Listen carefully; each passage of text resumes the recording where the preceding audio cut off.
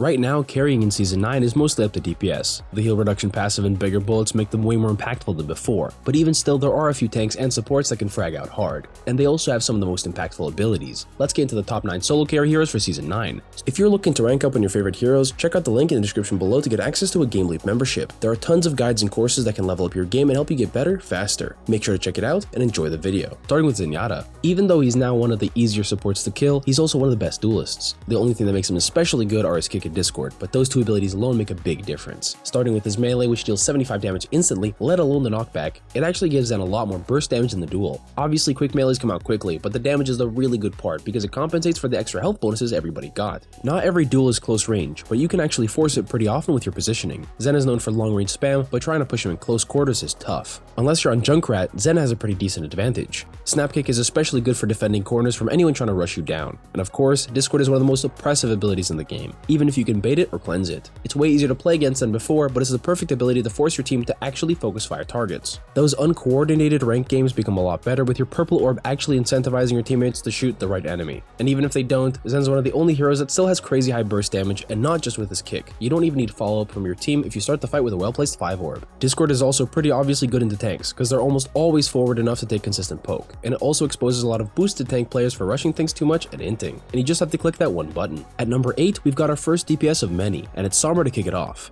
Similarly to Zen, she has a pretty impactful debuff she can consistently use and still has nutty burst damage. Her Virus, Hack, and SMG work together really well, and you don't even have to dump all of them to get value. Sometimes you don't even need to hack your target and you can just take the aim duel. Her primary fire really is just that good, and its range is decent. The fall off starts at 15 meters, and the bullet spread doesn't bloom too much at that distance. Even at 20 meters, your damage is still reliable, although not crazy good, and that's a whole hog hook away. So she has enough damage to confirm kills and burst targets, but you can still take the game in your hands even further. Every good solo carry DPS could use an impactful ultimate, and a 3-second silence and 25% health damage is without a doubt one of the strongest engagements in the game right now, and the good thing is that most people just don't know how to play into it anymore. EMP has been bad for so long that most people have just forgotten the matchup. Some players don't even position around it or care, but 3 seconds is a lot of time to not have any abilities at all. A Sombra who isn't inting their brains out is almost always guaranteed a kill, and a good one wins the team fight instantly. Even tanks are fair game with the DPS passive helping to reduce the healing. It's also basically the only way to instantly blow up blocking Ramatra. It's possible, although there are way better targets. That's just how good EMP is, so all that's left to do is to make sure you don't beef it and hit only 1 or even 0 enemies. And although she's a natural predator against the next hero on the list, he's actually doing pretty well for himself.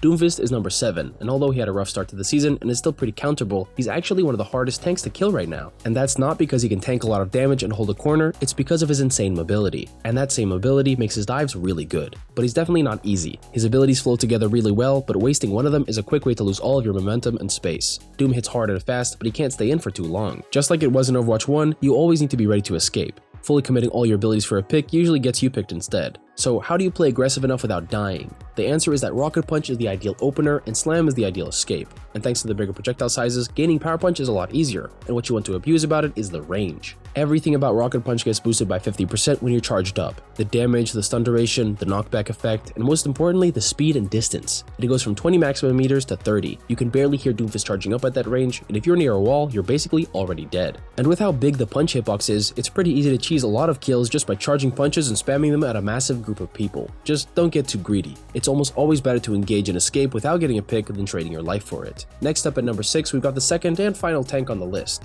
Sigma is the only other tank that has the abilities to carry hard offensively. There are still other tanks that are good at holding space and supporting the team, but we want to control the game in our own hands. And if you're not a DPS, you've got to get as close as possible to it. Where other tanks struggle to remove high ground pressure, Sigma just spams right back. In close range, not even the fastest flankers can avoid taking massive damage from his hyperspheres. He's even got his 80 damage rock stun to avoid getting overwhelmed by the enemy tank. There are other tanks that are equally good or better at long range or close range, but not both. And with his shield, Sigma can switch between both seamlessly. Ramatra comes closest, and he can definitely hold space for longer than Sigma can, but in Season 9, tanks that can deal more damage than they take are much easier to carry with. Even with decent support players on your team, the DPS passive is just too strong. If you don't have the shields and range that Sigma has or the instant mobility of Doomfist, it's easy to get focused and forced out of the game. And of course, having 2 of the most powerful stuns in the game helps them a lot. Halfway through at number 5, we've got Ekko. She's definitely the best projectile hero right now, and it's simply because of that sweet burst damage. No matter how difficult it might be to stage a dive into all the top hit scans right now, it's worth it because of Ekko's instant kill combo. Alone, you can win duels, and with your team you can play more aggressively for a sticky into focusing beam combo on the enemy backline. Even the most mobile flanky DPS are fun to full commit and push hard with, Ekko doesn't even need to put herself in danger to be lethal. Her long range spam is sometimes even more consistent than hit scans because of how far away she can spam from. Her primary fire splits into a 3-shot spread that's less accurate at range, but she doesn't have any fall off at all. Softening up your enemies before engaging is really strong with the heal reduction passive, and Ekko is one of the best at doing it, and then also at following up on the advantage you created for yourself. She also charges her copy really fast, and it's one of the hardest ultimates to deal with. Even when you know the Ekko copy is coming up, it still gets work done. Even at minimum value, it's at least a second life. Now for the number 4 spot, which goes to Cassidy, one of the sleeper picks this season who's way stronger from both the projectile and health buffs. You just can't ignore the fact that he's got 275 HP, a 75% damage reduction roll, and a 40% damage reduction ultimate. If you try too hard to pick him off, he can easily turn the tables with his .08 meter radius bullets. He's got some pretty good numbers going right now. Even with the 25 meter fall off range, it's easy to take space in duels, since those bullets are big enough that you can and should play for quick 2-tap headshot kills. If you're within 25 meters of someone, you just need 2 quick taps and it's over. And although I don't expect anyone to just lock cast and start farming, it's surprisingly easy to get used to. Outside of aimbotting everyone you see, you've also got your magnetic grenade. So not only are you hard to dive because of health pool and damage reduction, but you also have a heat-seeking crippling missile. In a season where Tracer and Sombra are both viable and good, it is so handy to have ready. It even slows stuck targets by 25% to make those headshot lineups even easier. There are a lot of maps where he'll struggle to contest long sightlines, but when in doubt, play the objective. It only gets extremely tough on points like Havana and Junkertown first. Anywhere else, and you can find and win duels, no problem. Closing in on the top 3, we have one last support carry. It's Lucio with the most coverage this season.